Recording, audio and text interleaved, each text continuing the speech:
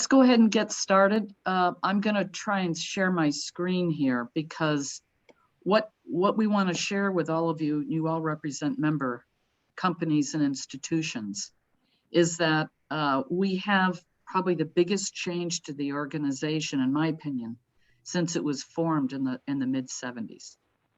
And this is, we're at the brink of something very different, and it's very, very exciting. So we wanted to share with you what's going on and what's next. So I'm going to start because we got it. Okay, everyone can see? Yeah, looks great. Okay. Want to just start, let's see if I can get this to drop down. It's worth setting the scene that downtown has become a major economic driver in this region. And it is worth noting that everything we're going to talk about today is set against the following facts. We've seen $2.5 billion, that's with a B, invested in downtown Rochester since the year 2000, about 21 years. We currently have about $750 million in projects that are planned, underway, and some of which have rolled out of the pipeline this year. We have more than 12 Rock the Riverway projects that are already underway, many of them coming from $50 million, which has been given to us. We were awarded by the state of New York. We now are tracking 38 projects in development downtown, which includes 18 housing projects, 18. And that represents about 1,120 new units. We've got corporate headquarters moving in. The biggest news, of course, is Constellation Brands. They're due to move into what was Thomson Reuters, the Aqueduct District, in 2024, and Butler Till has already moved in on the Midtown block. The Downtown Innovation Zone has been an amazing story, and Jim Sinal's on the call. He's a big reason why that's true.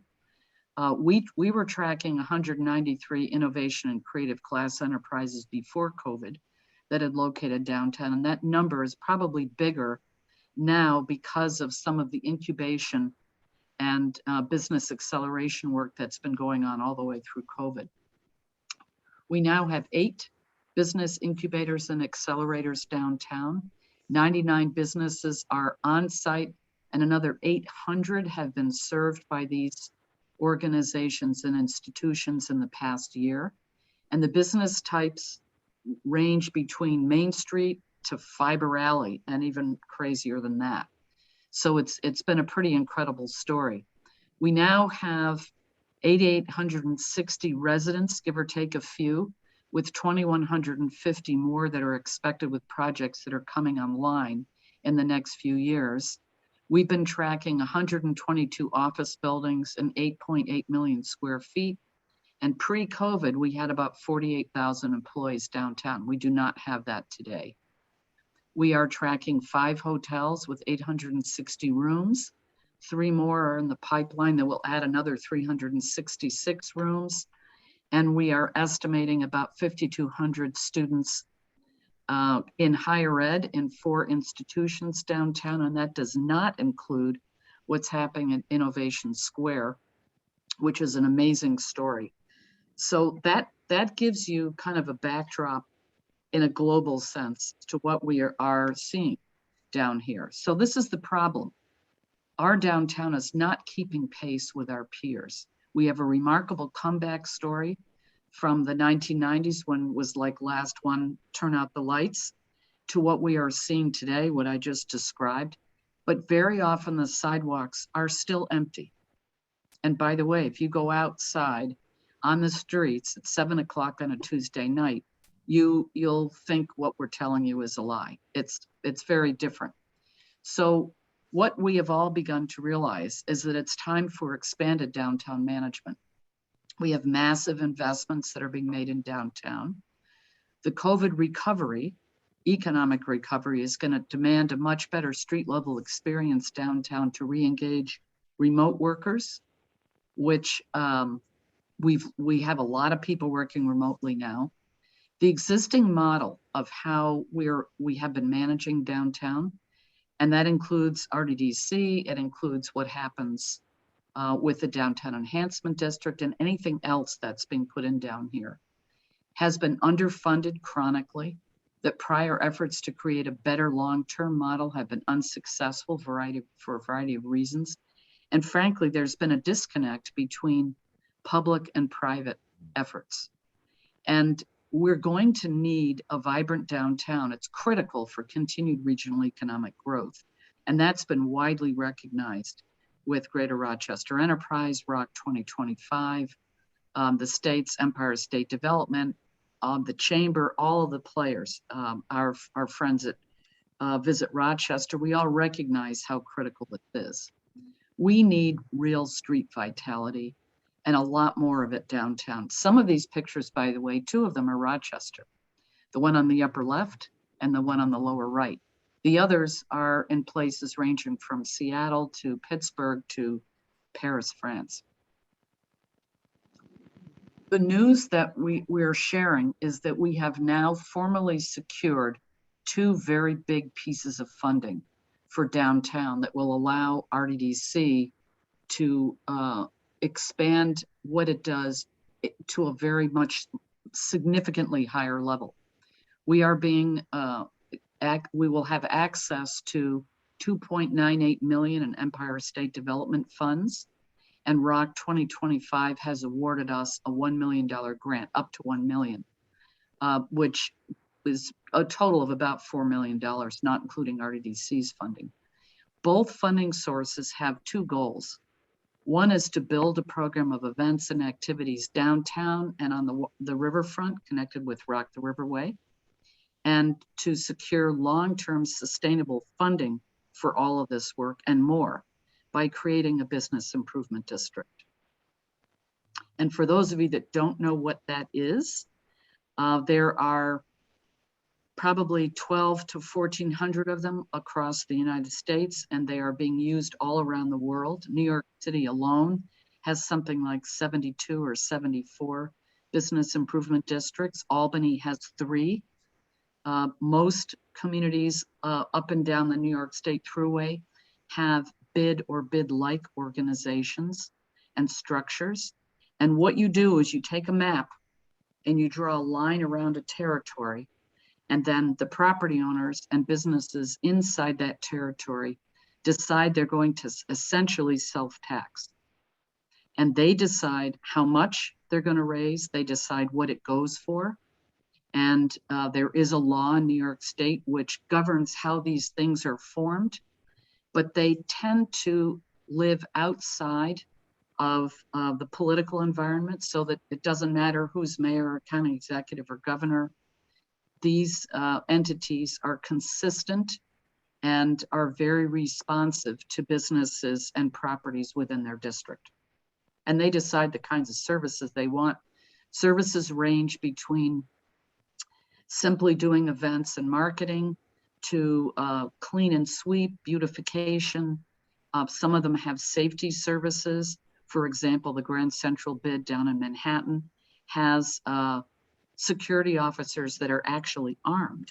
Other places have security services that are more like our red shirts back when that was in existence. So there's a wide variety. Some of them own property and do development work. Some are very involved in economic development work. So really, it's a pretty wide berth as to what a community can decide it wants to do. So this is an incredibly rare opportunity for us.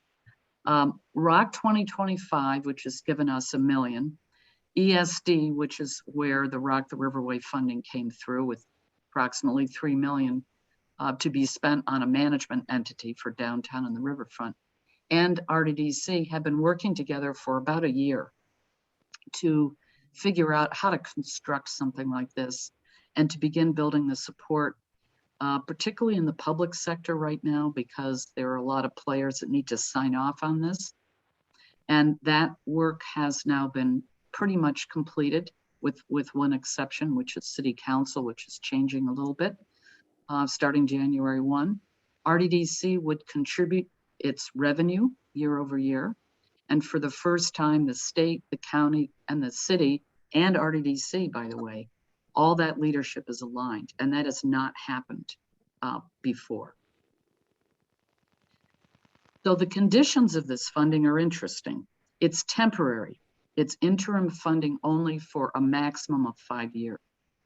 And it also requires that we create a new public-private leadership entity as part of the mix.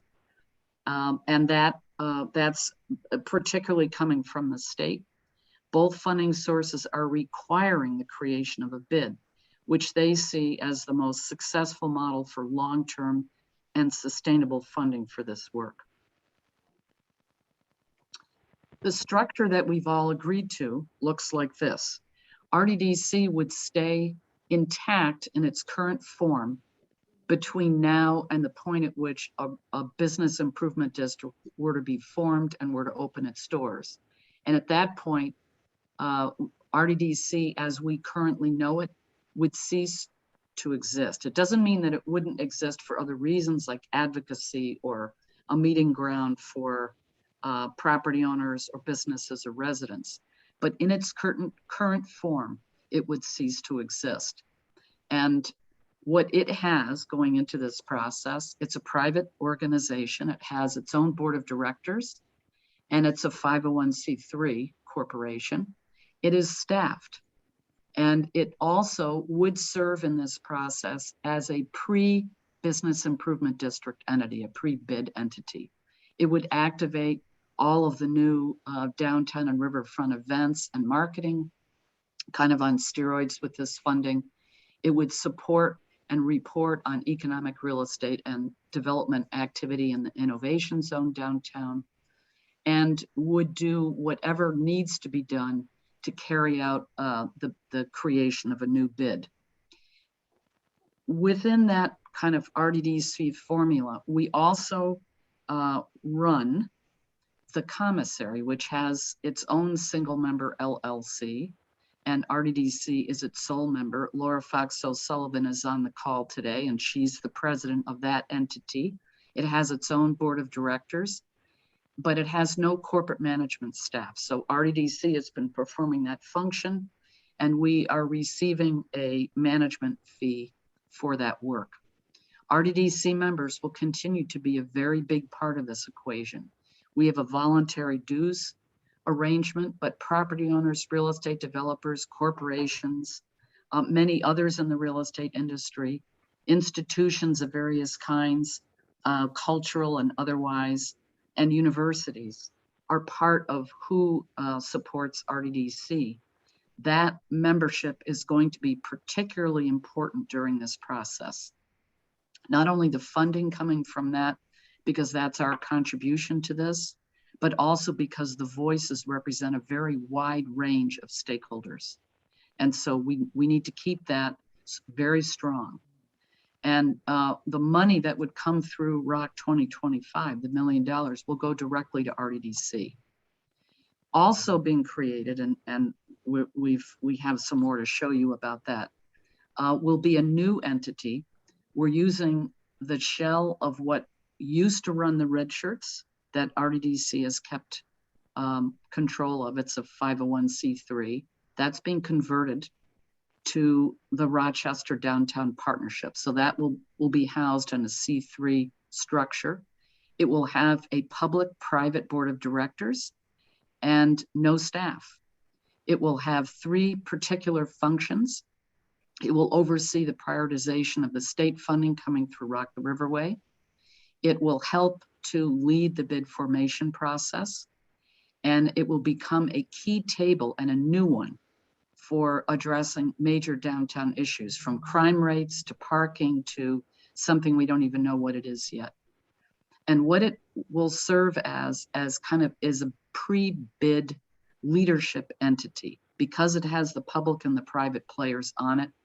And once a bid is formed, it would be dropped into that corporate entity, and its governance structure would change at that point to be consistent with the New York state law. So all the state money will pass through that entity. And what's being set up here is essentially a set of checks and balances between the private and the public sectors because of the sources of funding funding so that everybody needs to agree to the work program and the activities, as well as the timeline, the funding tranches, all of that, so that everybody is kept as a very strong partner in this process. So what this really means between the ROC 2025 and the Rock the Riverway funding through ESD is it's providing what's essentially seed funding, and it's fully funding a 5-year runway, which will allow us to road test a very different downtown management model, to begin to show the impact of a model like this and to create proof points, and to get a new downtown bid up and running. So we got a lot of clear next steps. We've got to finalize all the funding agreements. We've got a 5-year budget that goes to our board in 2 days. It will then go to the Rochester Downtown Partnership Board on December 7th. It sets up, we've got to set up milestones for funding disbursements and develop to start a 14-month work plan, which is in progress right now. We need to establish the Rochester Downtown Partnership, and that has the board composition of that has been established. The first meeting of that board, as I mentioned, is on December 7th. And one of the first orders of business for them will be to form 2 key committees. One is the bid formation committee, which will be heavily weighted toward property owners and other people that are kind of experts in that, in that particular work. And the second will be a community advisory committee, which will keep the public citizens connected to what's happening down here, because if downtown doesn't listen and serve the needs of the people who are coming to events and attending things and who have an ownership interest here too, we will not do a good job of it. They will need to contract all of the implementation to RDDC because, as I mentioned a minute ago, the Rochester Downtown Partnership does not have its own staff. And it will be a precursor to the future Business Improvement District Board, although it would be restructured at that point. So interestingly, the composition of this board looks like this. And this is for the month of December. As we all know, there are going to be some changes because we have a new city administration that will be sworn in at the beginning of January. So for the December meeting, this is the makeup of the group. Although I will mention to you that Malik Evans will be a special guest at this meeting, so he's kept apprised of what's happening. And the president and CEO of RDDC will serve as the executive director of the Rochester Downtown Partnership. So it's got a wide range of folks on it. Interestingly, you've got the mayor, the city council president, the county executive. We've got a representative from both the New York State Senate and the New York State Assembly. Both of those individuals are selected because that downtown is part of their representation territory.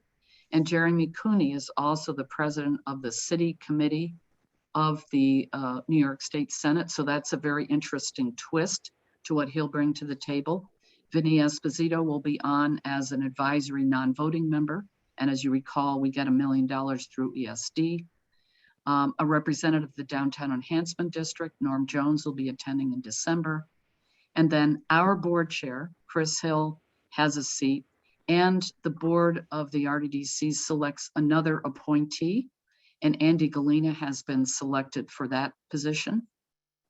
Joe Stefko is being offered up by the ROC 2025 board, which again has awarded us a grant of $1 million. The chamber CEO, Bob Duffy, will be on. Jim Brown from the Floriano Convention Center will be on this. Visit Rochester is appointing Rachel Labor-Polvino.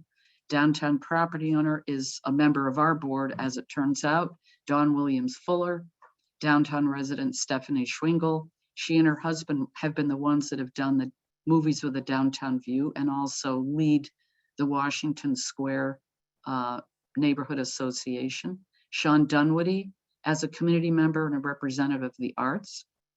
University rep, Ebony Miller-Wesley, also on our board, and ironically also runs the Center for Urban Entrepreneurship, so she has a foot in the Downtown Innovation Zone issues. And then the final person is Eugenio Marlin, also on RDDC's board, who will be representing the Community Advisory Committee. And Eugenio is also, he's with Ibero-American Development Corporation, and they are also a developer of a project downtown. So it's a pretty good list, very wide, and for those property owners and businesses that are likely to be interested in how the bid, have a strong interest in how the bid is developed, the bid formation committee is going to be a very important group. So moving forward, we will begin doing two things fairly quickly. One is to begin placemaking work. We've got an events firm that we'd like to hire. We want to engage many partners in that space, plus people out of the community, the way Buffalo's Canal Side did, and start developing a year-round program of events that will help to create more vitality and a much better street level experience. So that's one big piece of this. The other very big piece, also starting on day one, is to begin the multi-year process to design and stand up a business improvement district. We are proposing that a national firm be hired. There are 3 nationally that do this kind of work, and the one that I've met so far is brilliant, and we'll see where that heads. There's a group of people that will be helping to make that decision, but that's kind of those are the first big steps. I, as many of you know, have announced that I will be retiring. That actual date has been put off a bit to accommodate the ability to do a national search and a local search, knowing more fully what kind of an organization and what its funding will look like. And we weren't able to do that before these funding sources committed. And that's been fairly recent, all within the last 2 weeks, as it's been formalized, 3 weeks. And so this actually is great timing, because it gives the opportunity for RDDC to find the best next leader given what we're facing now, and allows us to look locally for a really great leader and or nationally, so that we might pull in someone with very different skills depending on the candidates that are put forward. We are recommending that our search committee, that RDDC hire a very specialized executive search firm that actually specializes in downtown development leadership. So we need to start improving the street level experience. And we talked about beginning the work to put together a program of events and activities that goes year round. We would be targeting core riverfront locations, parcel 5 and other downtown spaces, working very closely with Jim Brown at the Convention Center and the city's special events office. They have a really crackerjack team over there. And then the events company that we'd like to hire, bringing them in as well. And working very closely to engage a wider demographic in the brainstorming process. And how do we bring some interesting new kind of wow ideas and events to downtown's public spaces. The budget that is going to RDDC's board on Thursday looks like this, and it's very different from previous year budgets because it is a budget for 2 organizations. It includes RDDC and the Rochester Downtown Partnership, where the state money will be coming through. And it also anticipates, very conservatively, a business improvement district being in place mid-year in year 4. And I think it may end up being sooner than that. And accounts for the funding that we're looking at now. So we have told and agreed with the board of ROC 2025 that once a business improvement district is formed, we will no longer be drawing down funds. So we have now estimated it probably won't be the full 1 million. And RDDC in year 4, only half of the funding would, only half the year would we fund. And at that point, we wouldn't fund anything anymore. So you can see how this has all been laid out. So it's pretty exciting. It gives a lot more funding to work with than we have had in the past. In year 1 alone, it practically quadruples the budget that we're accustomed to dealing with here. So it's really brilliant and very exciting. So I'm going to stop now and take this down. I will stop sharing so that we can all come back in with our faces. And has anyone put questions in the chat, Laura? Have you seen anything? I obviously have not been tracking that. And if not, we've got Dave Benetti weeping tears of joy because he's so happy that this is finally happening. So he and I have just been chatting back and forth, and one question, and Dave obviously is coming into this with a lot of knowledge on the history. So if others have questions, I would suggest let's just have people unmute and have this be a conversation.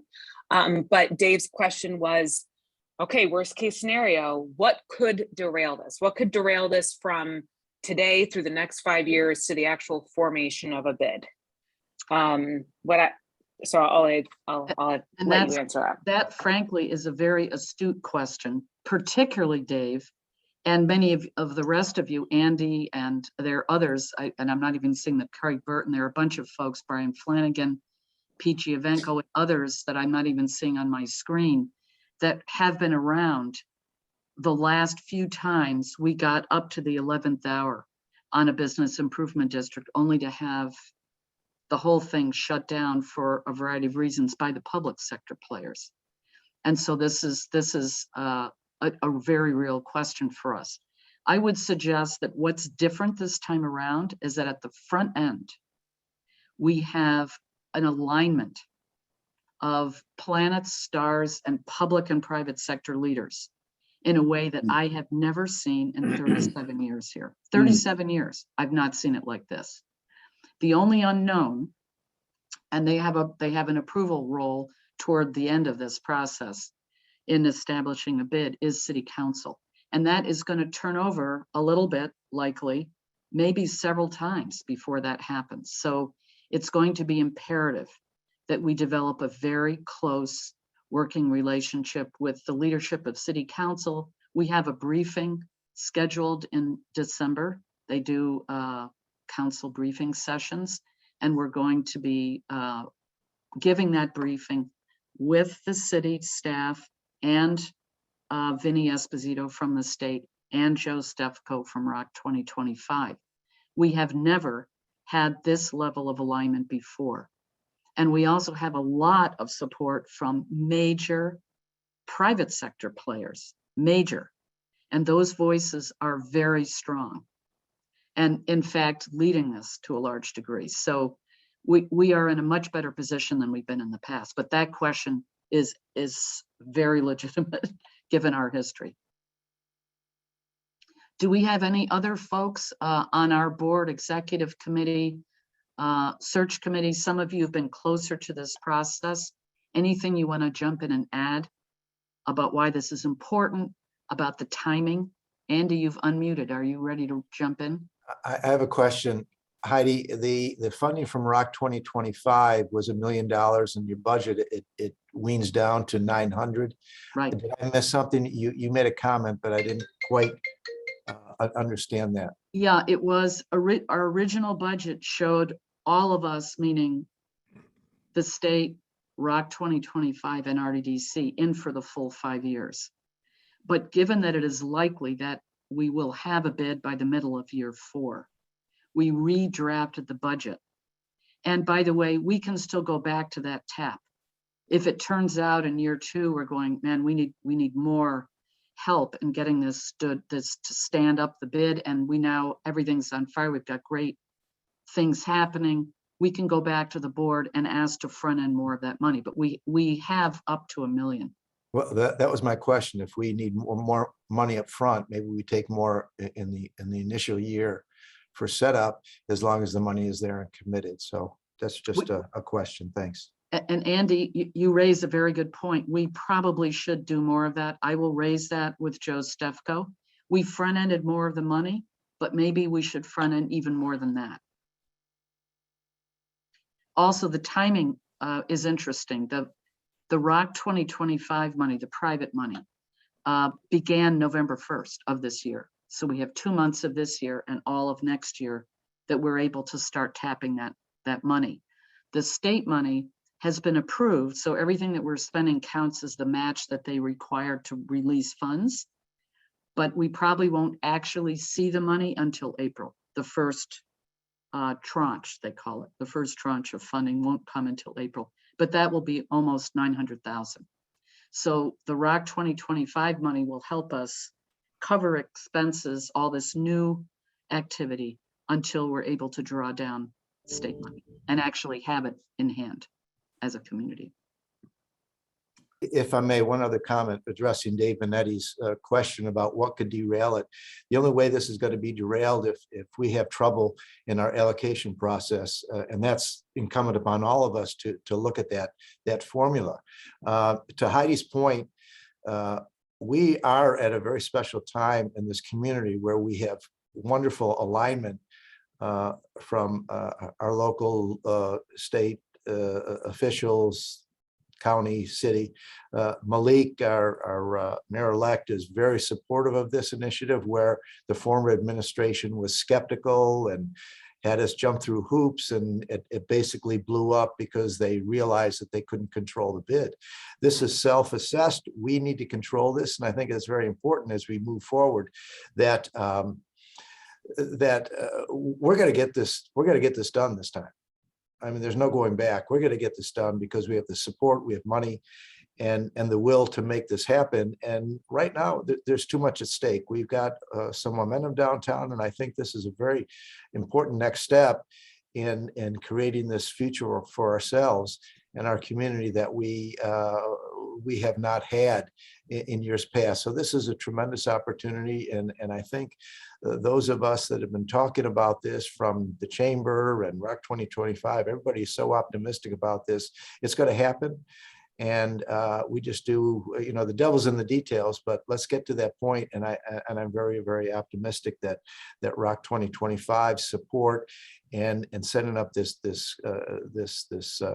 partnership can really move the needle forward in downtown events and vibrancy and all sorts of things that we may not even understand what we can do until we start. So I want to thank everybody for their support up to this point, especially ROC 2025 and the state with Vinny and some other folks that were very important in providing that funding.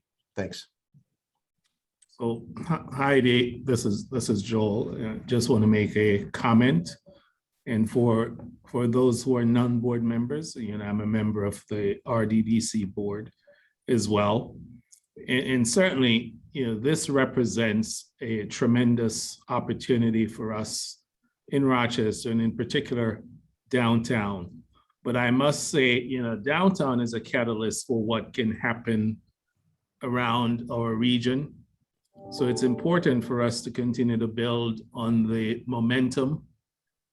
We must understand that there will be, you know, bumps along the way, but we have to be resilient. We have to be persistent, and we have to position RDDC as it is now as one of those leaders in downtown that is willing to pave the way, you know, for what the future of downtown ought to look like in terms of leadership, in terms of collaboration that will be necessary along the way, you know, for us to see success in our city.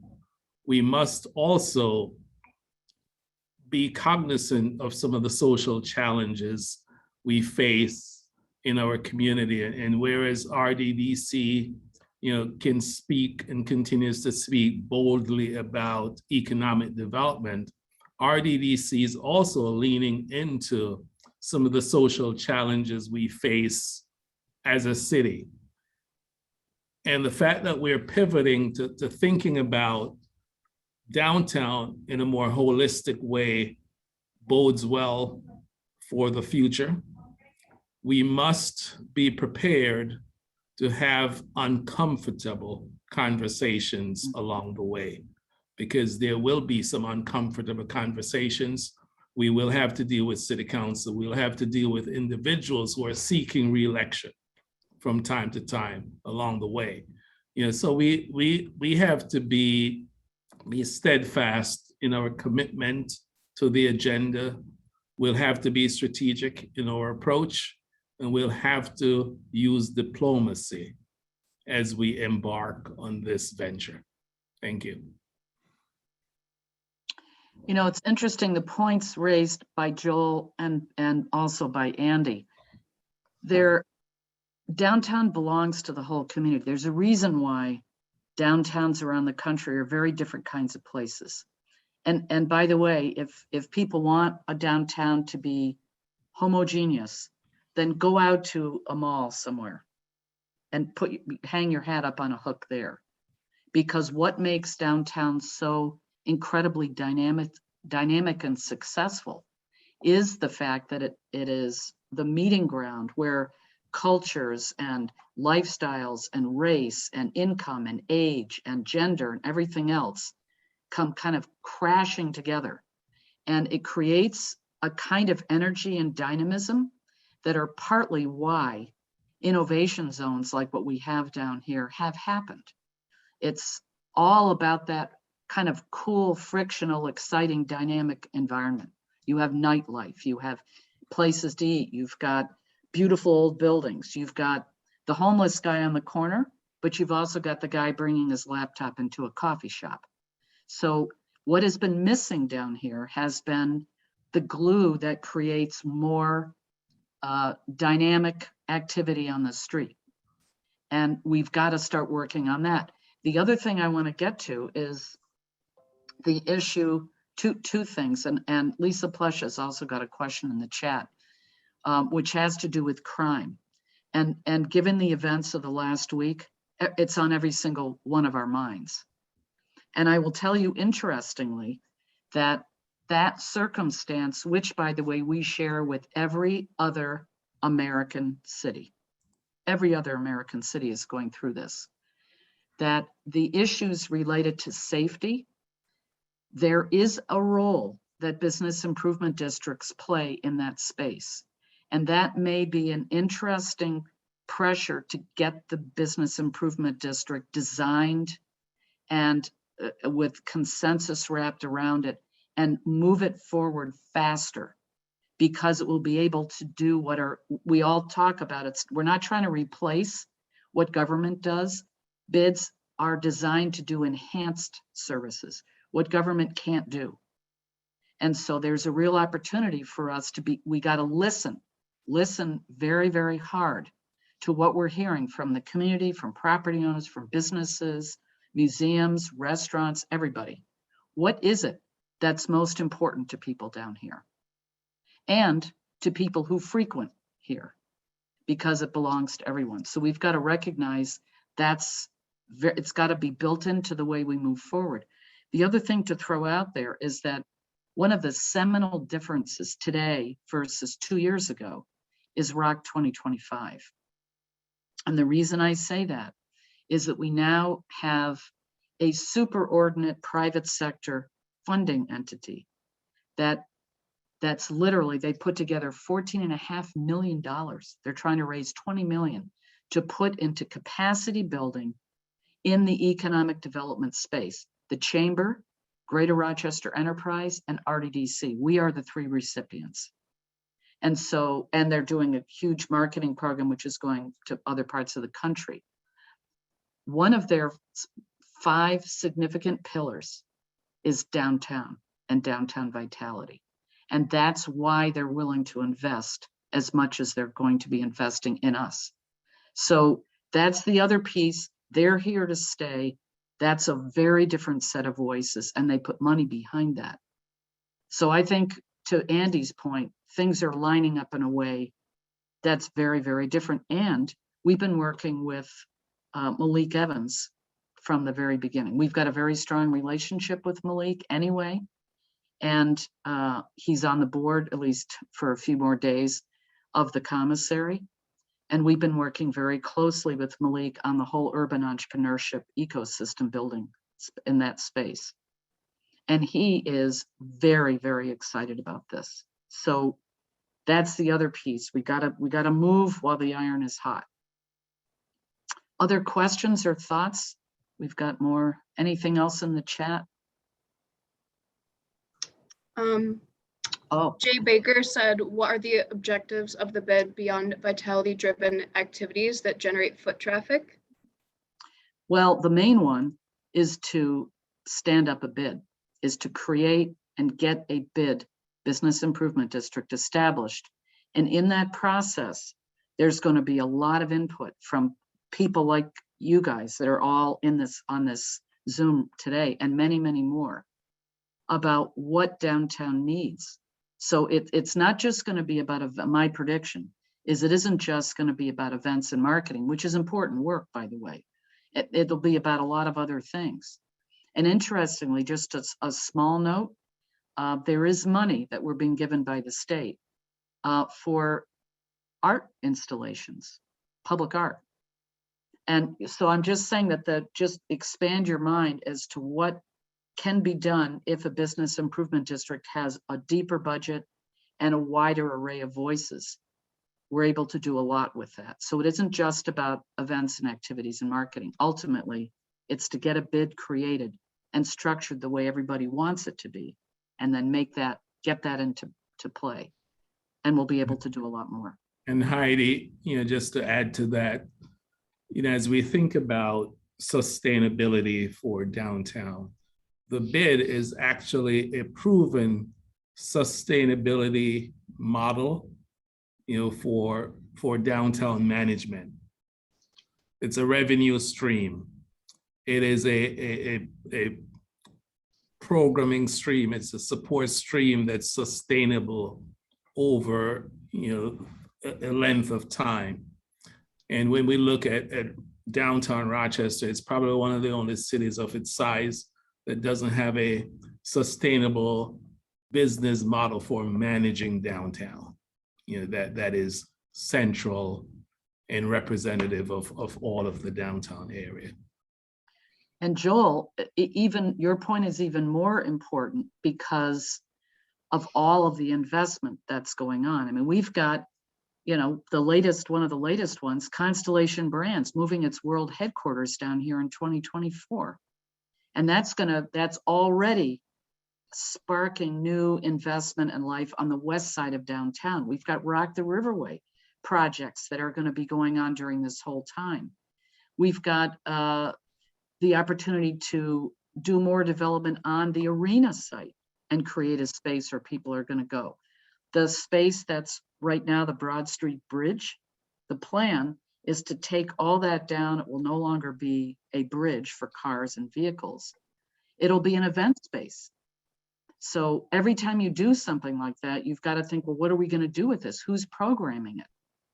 And how are we creating opportunities? Interestingly, when you look at what other cities have done, Boston is a case in point. If you think about revitalizing the street experience, if you talk to people in the events business, they think only about events, big events often, but it could be as straightforward and different as saying, what about a retail incubator that uses empty spaces in a district downtown, a part of downtown, and that the bid could run something like that. We might even be able to get something like that started before a bid. So this is in a way mind-blowing because we haven't had this opportunity before. And so we are limited only by our creativity and by our ability to pack as much as we can into a year's budget.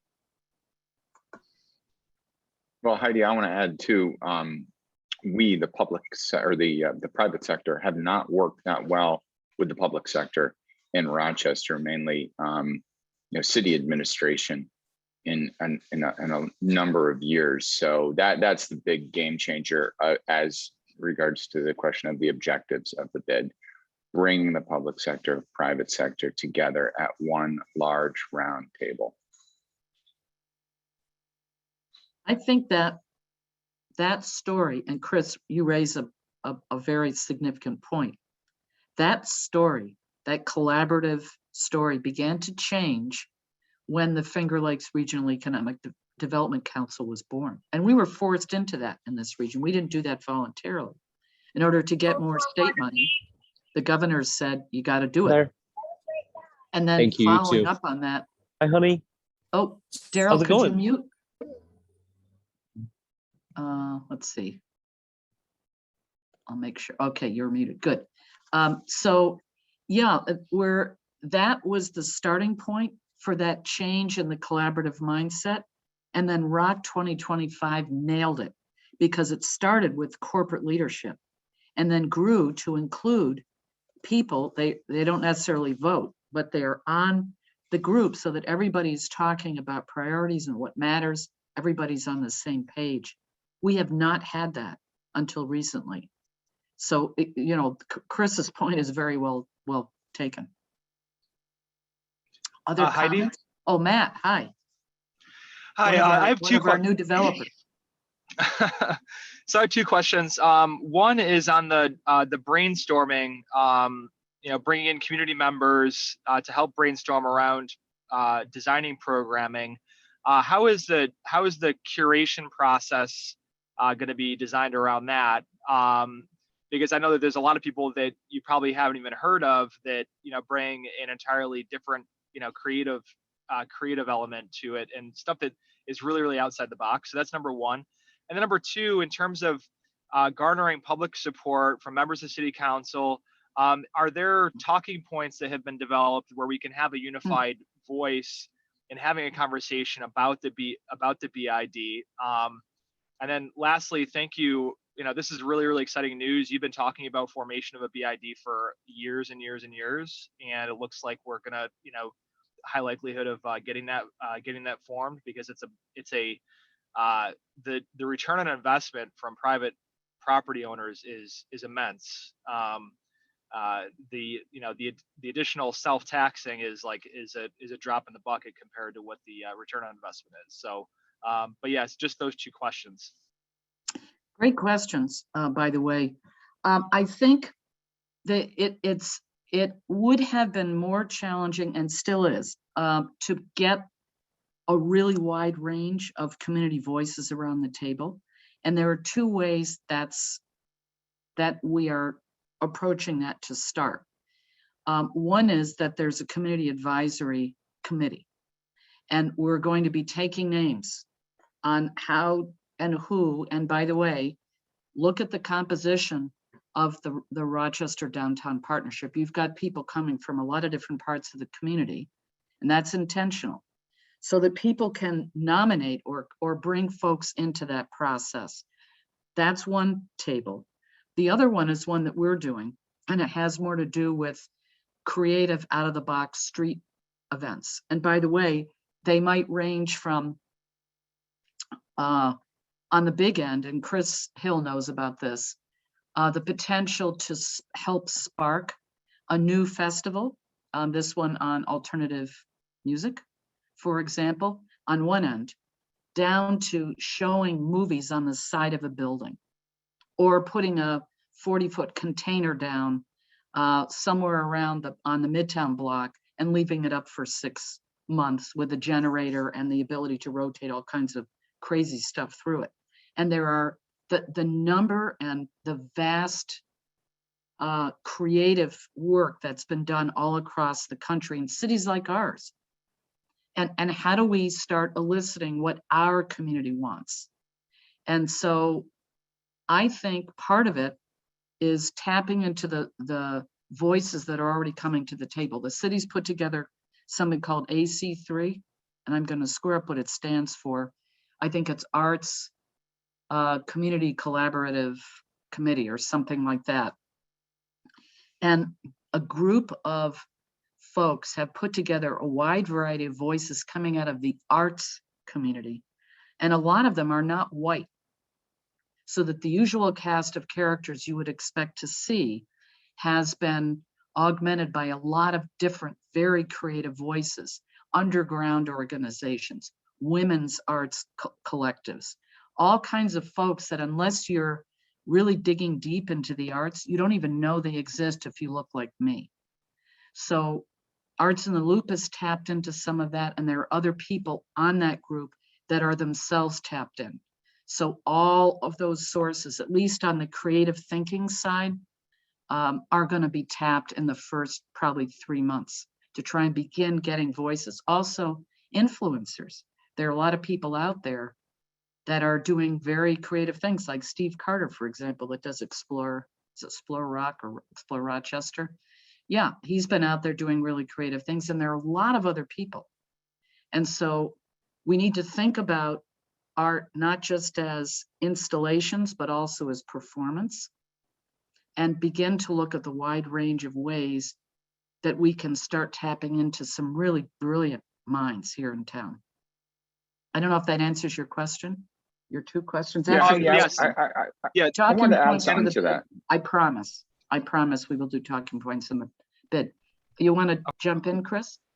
Yeah, I just want to add, really kind of, Matt, to answer one of your questions, following the Urban Land Institute's examples, it's just the script's been written time and again in cities such as Rochester with similar attributes. And finally, we're going to have the horsepower to do what we see when we travel and go to some of these other cities. We never had the horsepower, and we never had the coordinated effort before.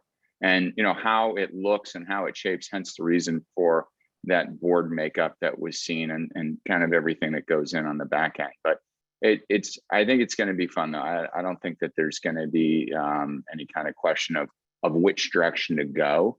It's more a matter of how it does play out organically as the whole world heals from this weird time that we've gone through since early 2020, and then what the new kind of gig economy looks like as well, and how Rochester can best position itself for that. I want to add, for instance, Rob Sands, Rock 2025, a whole side initiative was the similar to Tulsa Direct, paying young folks to come and live in Rochester, people that can work anywhere. So, really making it downtown. And so for the people who live, work, and play downtown, we're going to give them an outlet to voice what they want to see and let it kind of play out. So it'll be fun. It'll be unique. Interestingly, and Chris, that's so true. We're very intrigued by what Buffalo did when Canal Side was launched. And in the first year, this just goes to show you how many, like Chris says, different communities have done some really out of the box things. Instead of taking the Canal Side territory, which I don't know if any of you have seen that, but it's quite impressive. Big piece of land right alongside of a canal, and they've got some existing buildings and a big flyover highway. And they, instead of saying, okay, we're going to decide, we're going to program events, they opened it up to the community and said, look, we're going to be the master schedulers. You come to us. It can be a Little League ice cream social. It can be yoga on the green on Saturday mornings. It can be a Super Bowl, extravaganza. It doesn't matter. It is that the community began to put all kinds of events into that space. And by the end of the first year, the whole community was engaged. They owned it. And so the concept of how do you build that feeling of ownership, where it doesn't matter who you are in this community, you can see yourself here. That's the goal. And that will create a kind of vitality, kind of energy, a dynamism that is very attractive to tech companies, to our ability to attract talent, to Chris's point. All kinds of things that will make Rochester a far greater place than it is now. This is going to be a piece of that. Other thoughts, ideas, comments? Some of you that are property owners, and I know I'm not calling on you, Craig, but I know that you were in Buffalo and for a while, downtown Buffalo as well. and have had a lot of experience on the business improvement district side of what happens in downtown Buffalo. Do you have thoughts? Well, sure. Buffalo has a lot of characteristics that we don't. You mentioned some of them a minute ago, but they benefit from just being a larger city and maybe a little bit ahead of us in terms of downtown redevelopment. They benefit from Canadian commerce and just so many advantages and aspects of being that we don't have. So we can't expect to be where they are. They formed the bid to cover part of downtown decades ago, and it's been very successful for them. I think there are other cities that are better examples, frankly, but being 60 miles away, it's a great scenario for us to emulate. But Heidi,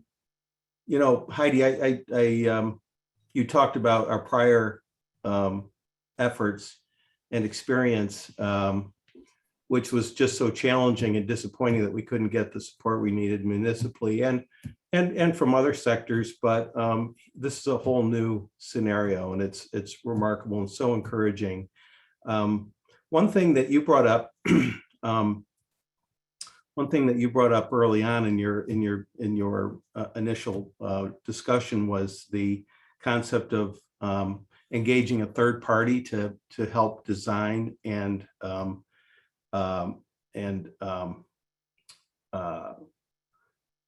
create the bid and put it into place. And I think that's so critical. That took us a while to find. We did engage someone in that first effort. I thought they were really good. I can't remember the name of the entity, but you said you've already, pardon me? Block by block. Yes, right. But you've already chatted with someone, you said, that you've been impressed with. I think that's just such a critical part of this, to have that expertise right from the beginning. So what I thought was interesting about the one, I didn't talk to all three, I just talked to the first one, was what they can do for us. They're not taking away our self-governance, what we want, but what they do create is the listening rounds. They schedule, they reach out, they develop the database. I mean, one of the first, when we went through this before, one of the first questions that comes up, you can talk all you want about services, but if you're a property owner, you're going, well, what's it going to cost me? Right. Particularly at a time when we don't have employees coming back to the office the way they were before COVID. And we don't know, there's a lot of uncertainty with some of our buildings about what's going to happen to space. And so it's going to be critical to listen and also to help to structure the database we're going to need, because the city likely won't do it. I can tell you. So we're going to need to do that outside of City Hall. And this company is able to do that for us and has had experience in a lot of other bids around the country. So they can bring the experiences, ideas, services, different ways of thinking about what a bid can do. And then our local people decide, do we like it? Do we not like it? Is this something that could work here? Nah, that'll never work here. Whatever that is, it opens the conversation to a much broader set of choices for our local folks. And that has a lot of appeal. huge. Yeah, and also that cost benefit discussion for property owners in decision making is just such a huge part of this. And you and the team did a great job of coordinating that discussion in the first go around. Did a tremendous amount of modeling and determining additional assessment amounts, or at least projecting them. Working with the assessor over at the city, I believe. I mean, that is just, that has to be all done all over again. But I think with the help of this third party, that can go smoother, faster than it did before.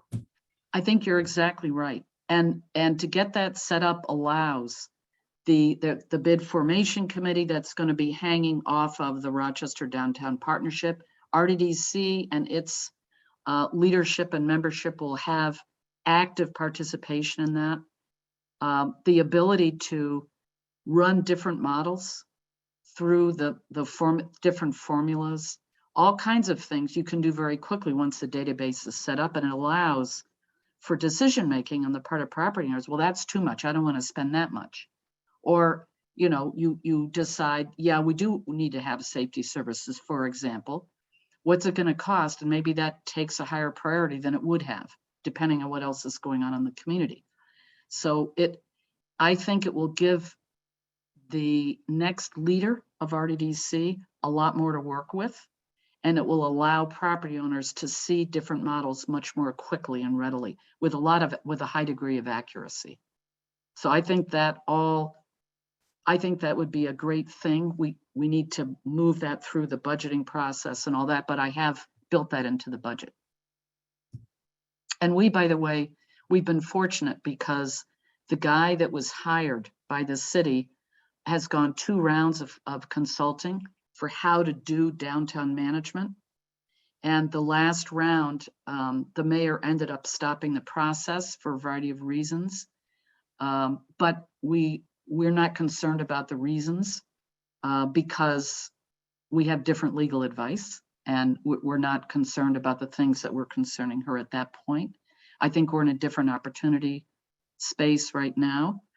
But that same guy was very involved with the International Downtown Association, has run a number of bids himself, and now advises bids. He's been working with us to help advise on the search committee and what we ought to be looking for in people he knows in the business, as well as advisement on what kinds of firms can help us to do consulting to help us with the actual bid formation work. He's been invaluable.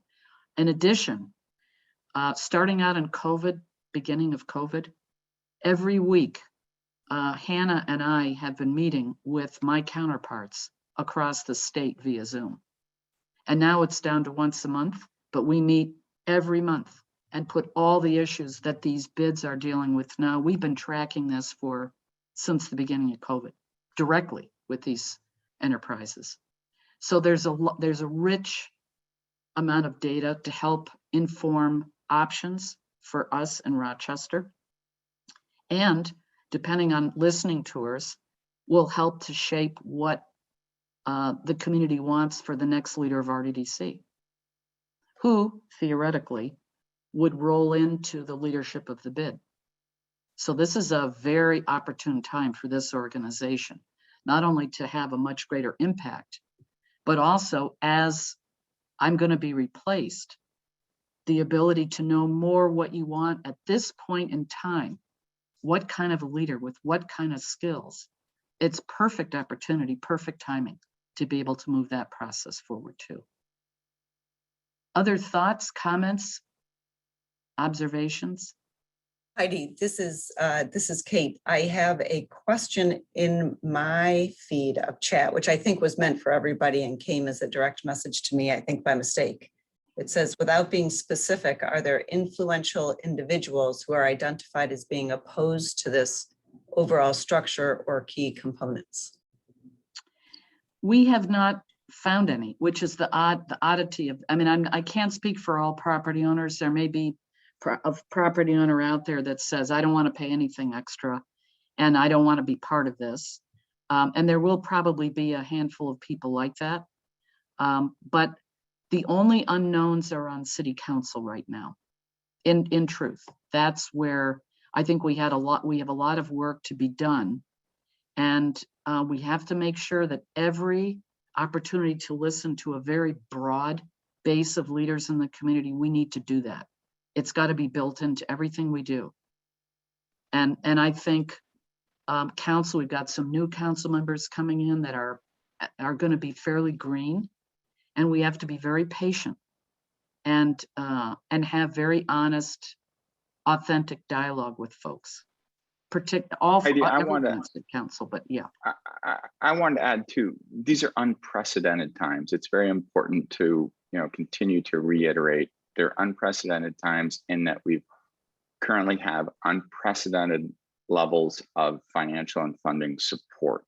and multiple organizations basically rolling up, everything from an antiquated downtown enhancement district that was only for Main Street that kind of morphed into downtown enhancement district that didn't represent downtown, to Rock 2025, new on the scene, and a trend that's been sweeping across the country and globally of the P3, the public-private partnership, and finally an environment in Rochester that is supportive of that.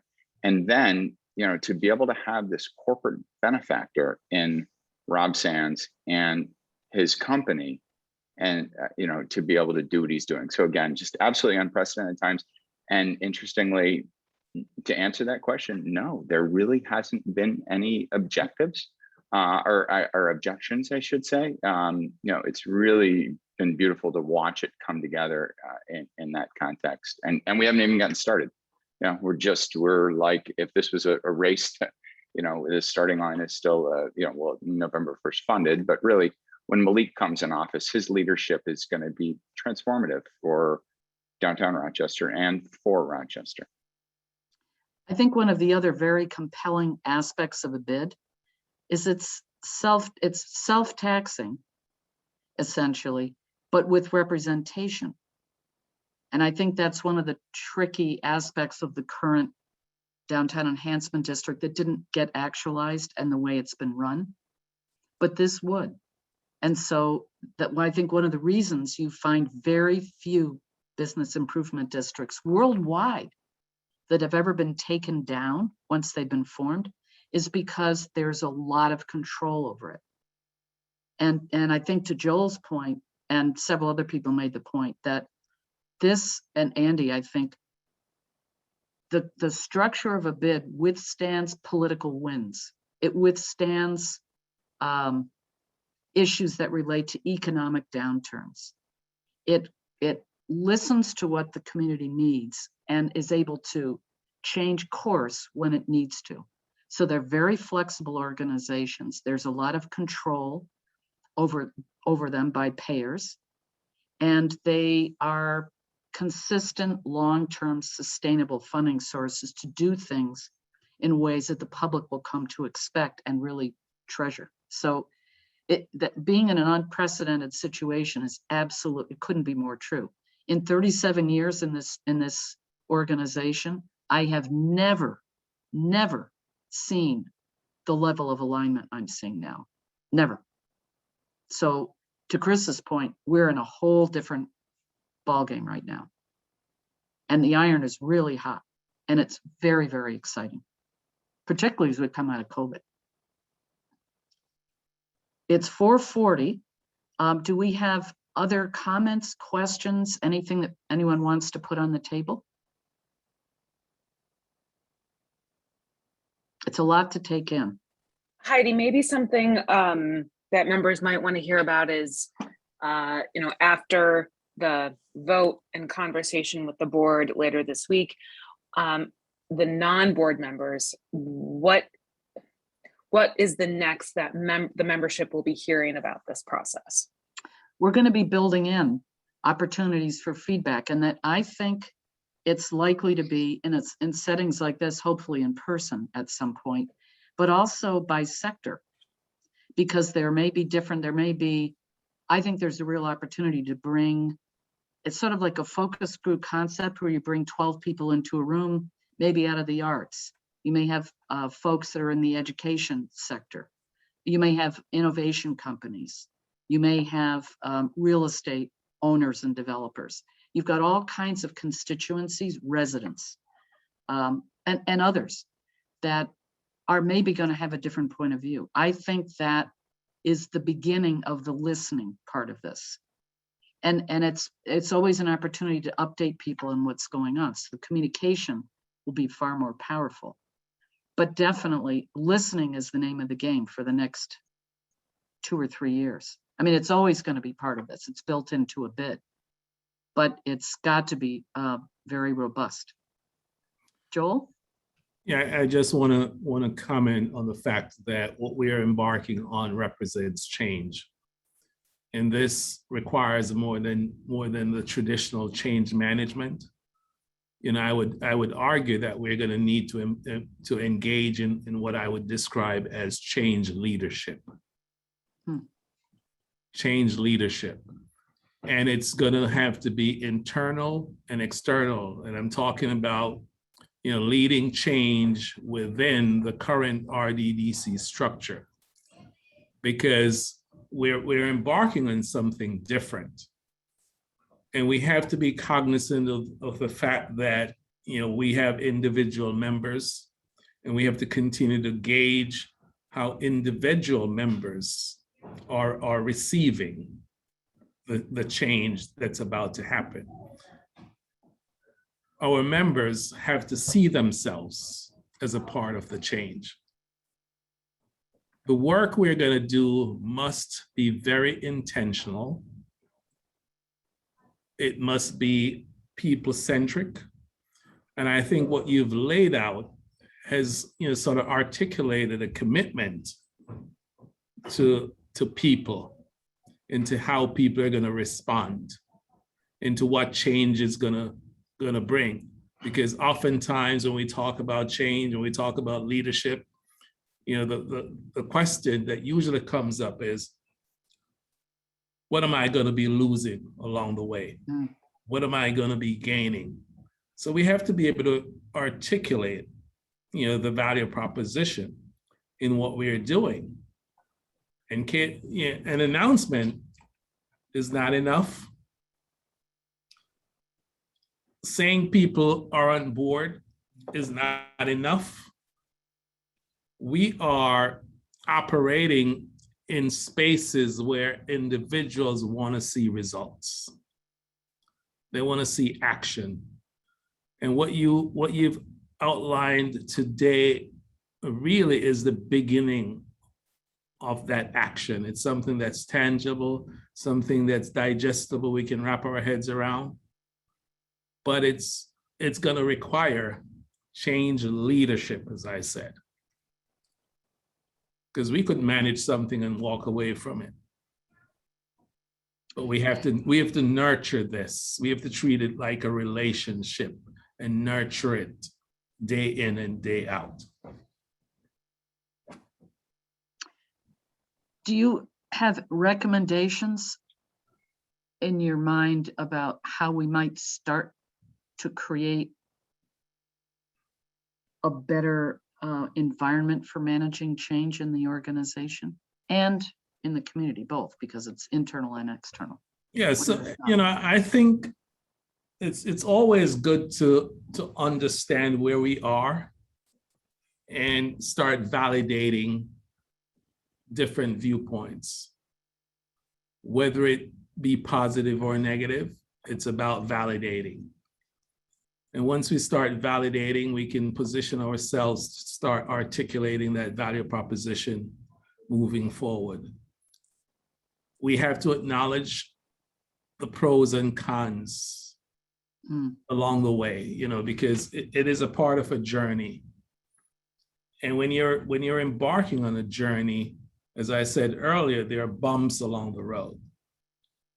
And we have to be resilient, and we have to be willing to take on those challenges and look for ways to overcome them. And when we face challenges, we don't retreat.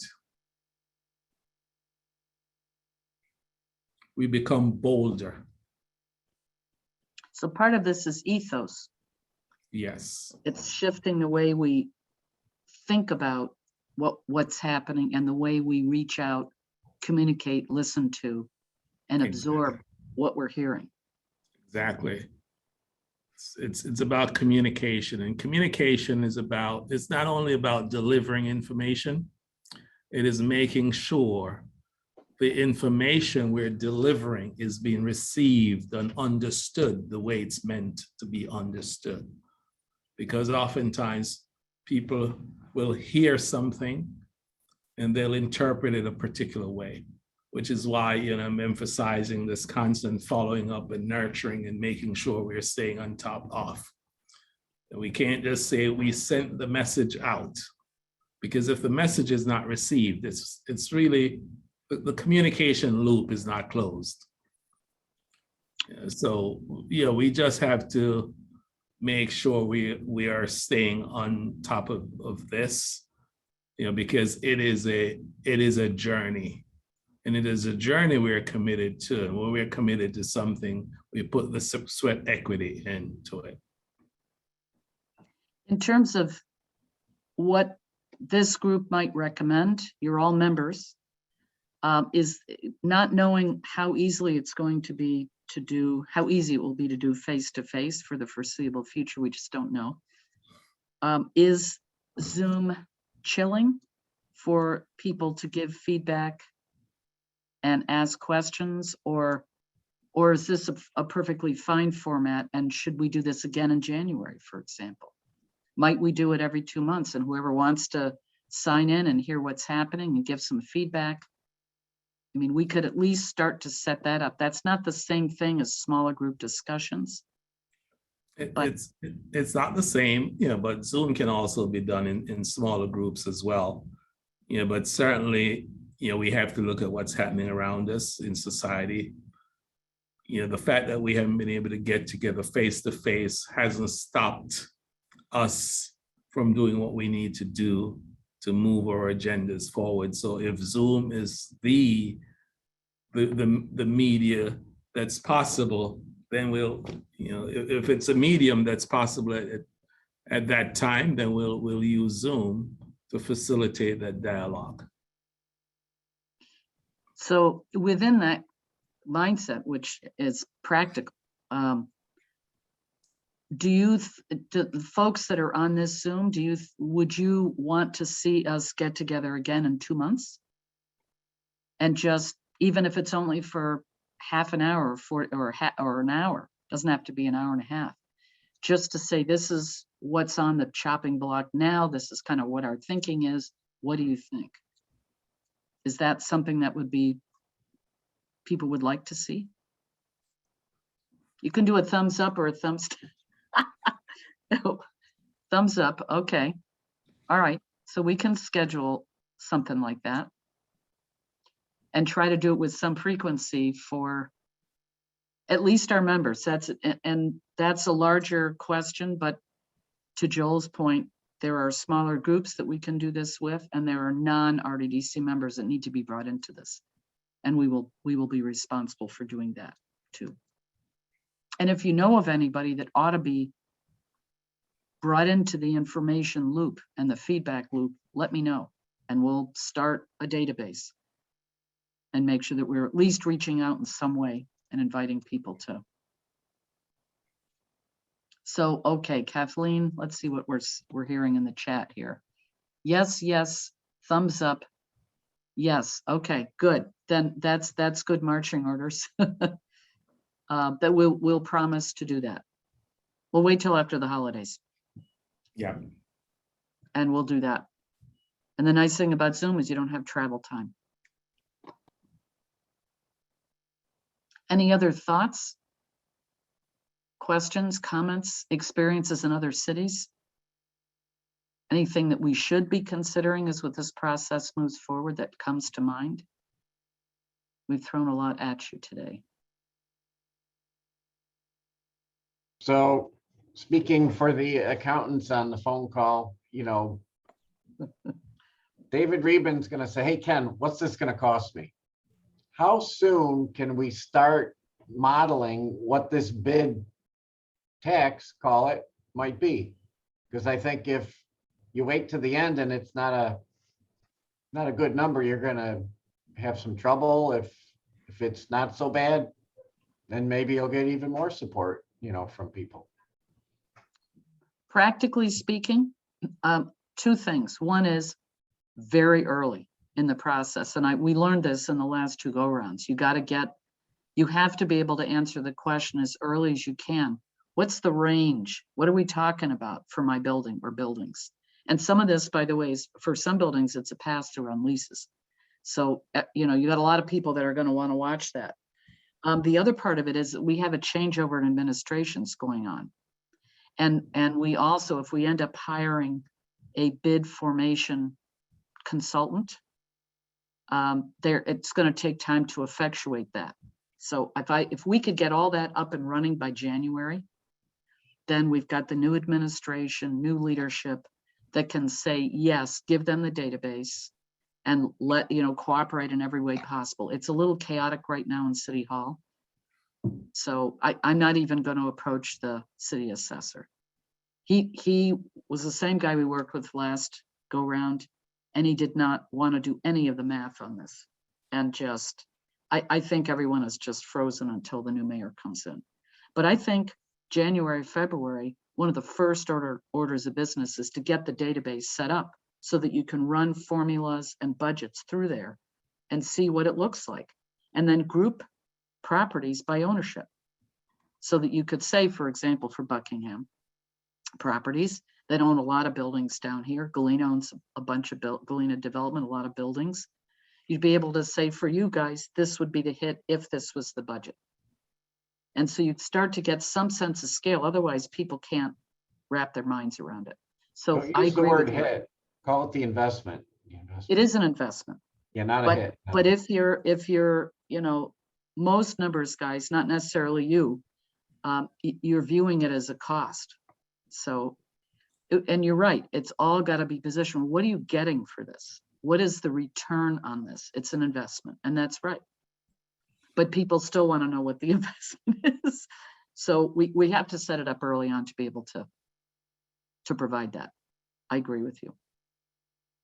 We found that to be the case last go round in 2015. Any other thoughts? So Heidi, in any of your work, because I know you've done some work on this before, have you been able to sort of benchmark the kinds of assessment into property owners in other places you've looked at? Well, I think I will say this. There are a lot of different formulas that are used around the country. I was shocked at how many, because you would think the one piece of, there are certain pieces of information that are immutable. Your square footage, if you have a building, your frontage, your assessed value, which has an appeal process built into it. It's not necessarily perfect at the moment, but it is a process that can be made more perfect. And so you think those three things, what else is there? You'd be surprised. So formulas vary widely. And I think there's a culture behind it. For example, early on, our previous district where the Red Shirts funding came from, everybody who owned property was a payer. And that included churches, schools, government properties, with the exception of the state and the feds who don't pay anything. But everybody else, county, city, everybody paid into the district. I personally would not recommend that this time. And that's a decision that's going to have to be made. So you got to know who's going to be paying. You got to have a geography, and you've got to get what components of that formula there are, because that's how you build your database. And then you can start applying different formulas, different budgets, and say, well, here's a test group of 30 or 40 properties or owners. What happens if we tweak it this way and you watch all the numbers change? What happens if we made this assumption instead and you watch all the numbers change? Otherwise, you're flying blind. So I agree with, I absolutely agree, Ken. You've got to have the database set up, because you can't divorce that from what you're talking about. The value and the investment, what you get from it, is the other piece, but you can't divorce it from that. Other thoughts, comments? Well, it's 4:56. You guys have been wonderful, very patient, and some really great comments and feedback. And we will meet again in hopefully late January. We'll try to get that set up. And at that point, we'll have more to report, and we will have had the beginnings of some of the listening. So we'll be able to report what we're hearing. And also more information on the search, the executive search, which is likely to actually hit the road toward the beginning of January. And with any luck, we'll get somebody new on board around April-ish, with an opportunity to double team to do onboarding from me for a month or two. And then it's going to be very exciting times. So if that's good with everybody, we'll thank all of you for coming and for such great participation. And we will meet again after the holidays. Enjoy Thanksgiving and enjoy the holidays in December. Stay well and healthy. And we hope to see many of you at our December 8th event with the county executive and Malik Evans, talking about economic development and where they stand. That is, for the time being, still an in-person event. That should be very, very exciting conversation. So with that, I wish you all happy holidays, and we'll be in touch. And feel free to shoot me any questions, anything by email, give me a call, whatever. I'm happy to talk to anyone about any of this. Thanks so much, everybody. Thank you, Heidi. Thanks, Heidi. Bye. Thank you.